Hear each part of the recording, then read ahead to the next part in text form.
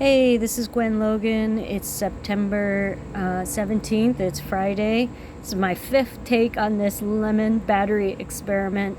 I have not been very successful with it. I apologize. I suspect it has to do with the materials that I had to find. Here is my setup. I have the steel wool with the toilet paper, and then here is my lemon battery. It's a little shady. I had to make my own alligator clips. Nobody could, help me with that. And I went to two different hardware stores. I found some zinc, like twist nails. That's what I could find.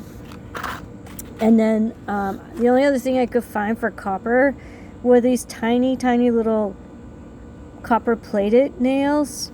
And I tried to connect them together with this like picture hanging wire because nobody could give me wire, and I tried to cut them, and that was very difficult for me as well.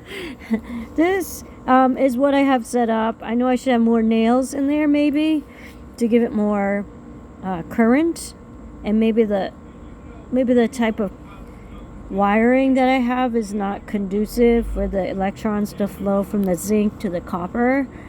And I tried really, really hard to get this to work.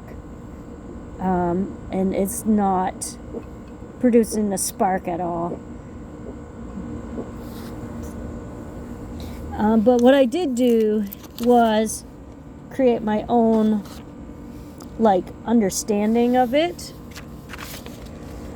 So basically what's happening, I drew a lemon and I drew the theory of what it's supposed to be doing.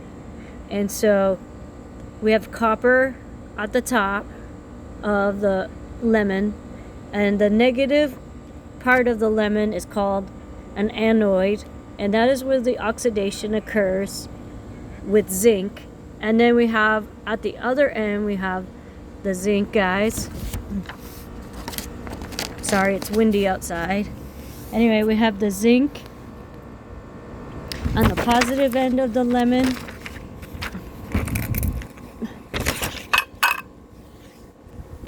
And what's happening is the lemon juice inside the lemon acts. So this is a galvanic cell type of reaction. It's a galvanic cell that we're making because you have an anode, a cathode, and you have an electrolyte, which is the lemon juice. And that lemon juice has acid in it, and that acts as a solution to help with the movement of the electrons. So what's happening is that we're taking a chemical reaction, and it's a being oxidized reduction. It's a redox reaction, which generates electrical energy. What happens not inside the cell, but around the zinc nail, the acid attacks it, and it releases some electrons. It releases the zinc ion into the cell, into the lemon, and leaves behind 2 electrons on the nail.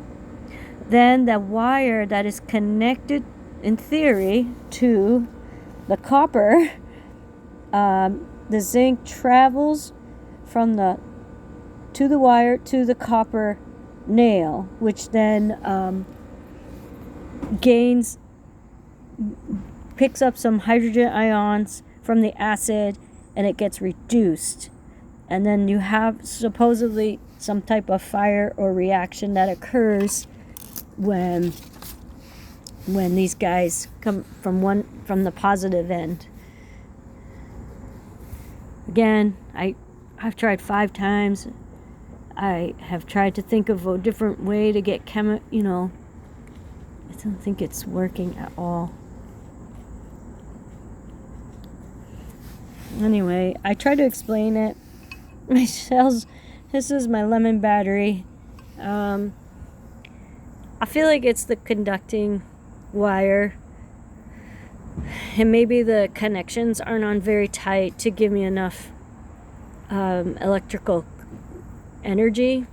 But I also feel like Maybe I don't have enough of those, and the lemon is actually pretty hard.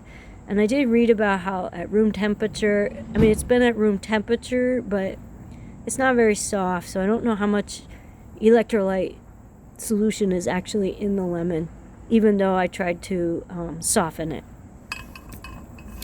Anyway, basically that's what's happening. It takes chemical energy does an oxidation reduction, and then it makes us electrical energy, which is supposed to create that energy to cause a fire.